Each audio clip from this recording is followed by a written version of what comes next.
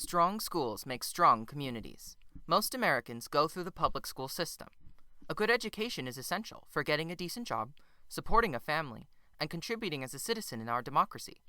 But did you know that almost all other states spend more per student on education than California? In fact, in recent years, California has spent $513 less per student than the national average. In every other state, teachers, librarians, and guidance counselors teach and support fewer students, so each student can get more attention. Why is this? How do schools in California get their funding, and who decides how much? Most of the money for schools comes from taxes collected from people and businesses.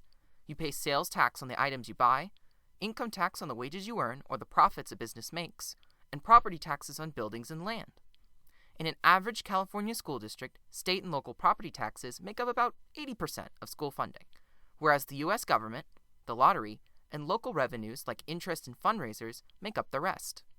The amount of money your local school district gets is linked to the number of students in each grade, certain student characteristics, and student attendance. When students are absent a lot, schools lose money. So how come California schools don't have enough money? Let's take a look at how schools were funded in the 1970s when California schools were considered to be excellent and per-student spending was consistently above the national average.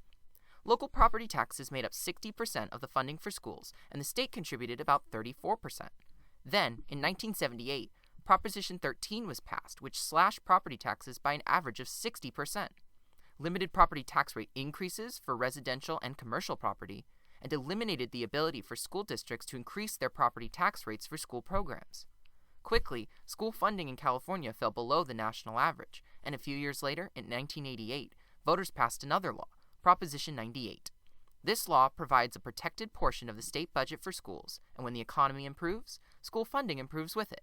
Unfortunately, 2 years later, Proposition 111 modified Proposition 98 to include provisions which allow the Proposition 98 guarantee to decrease in years when the state budget shrinks. Even after all of this, California per-student spending was still well below the national average. In 2012, CTA, Governor Brown, and many others supported Proposition 30, which provided a temporary modest increase in sales tax and an increase in personal income tax for very high earners. 4 years later, due to the passage of Proposition 55, we successfully maintained the increase in personal income tax for high earners until 2030.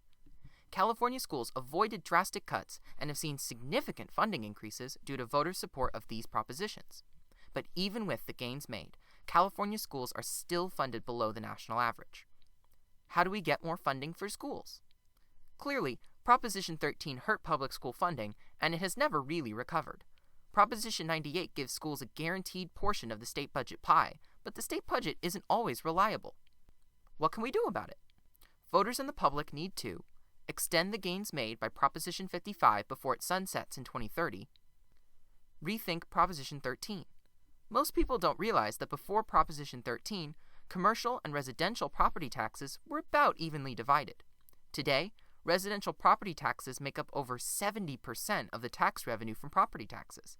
That means people, not businesses, are paying more of the taxes, and that was never the stated intent of Proposition 13, keeping grandma from losing her home when property values soared. How do we grow the state budget revenue pie? Closing tax loopholes, expanding the tax base, increasing economic development, and increasing tax rates. Everything should be on the table for discussion about how to make sure the fourth largest economy in the world can support the public services its citizens want and need. Remember, well-funded schools with successful students are a public good and help build strong communities. Understanding how California schools are funded can help you become a better advocate for students and your community.